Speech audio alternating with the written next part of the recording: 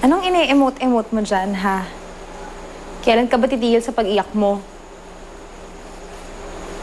Baka hindi na. Arte mo? Alam mo ikaw, nakuha mo na nga lahat eh. Nakuha mo na lahat, pati nanay ko. O, diba? Ikaw na nanalo. Tapos iiyak-iyak ka pa? Hindi ko ginusto yun. May sarili akong ina. Ayokong maging nanay ang nanay mo. Masama siya. Excuse me, yung nanay mo yung masama. Kasi pinatay niya yung kapatid ko. Hindi niya pinatay yung kapatid mo. Na-aksidente siya. Pwede ba? Pasok mo na sa kokote mo na yung nanay mo, pinatay yung kapatid ko. Nandun nga ako eh. Alam mo kung anong tawag sa nanay mo? Kriminal. Ikaw? Anak ng kriminal.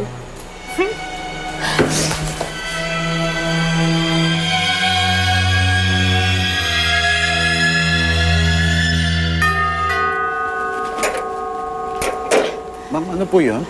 Kuya, papasukin niyo kami kasi alam naman namin nandiyan si Rire. Bawal nga po eh.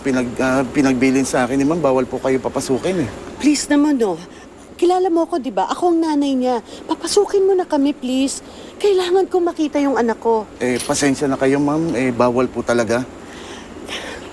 Sandali lang, kumalma ka eh. Talaga palang bawal eh. Siyempre, intindihin natin, di ba, no, kuya? Opo. Kasi baka mawalan din siya ng trabaho, di ba, kuya? Opo, bawal po. Oo eh. Matagal ka na ba dito, kuya?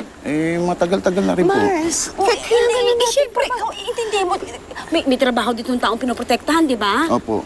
Kasi ang layo ng nilakad namin dito ba? May daan, may sakay ba Mars! dito? Meron po, banda ron sa kanto. Doon, didiretso tapos? Opo. Tapos, Ay, ma'am! Kapal na mukha. Dito mo pa ako sasaktan sa bahay ko? Ano? Ha? Gusto mo kasaktan?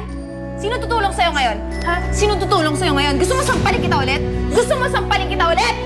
Ba't kasi hindi ka pa umalis dito? Pinipilit mo yung sarili mo dito! Arte mo, tumayo ka dyan!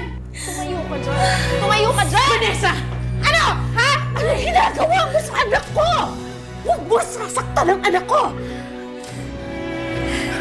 Bitawan mo nga ako!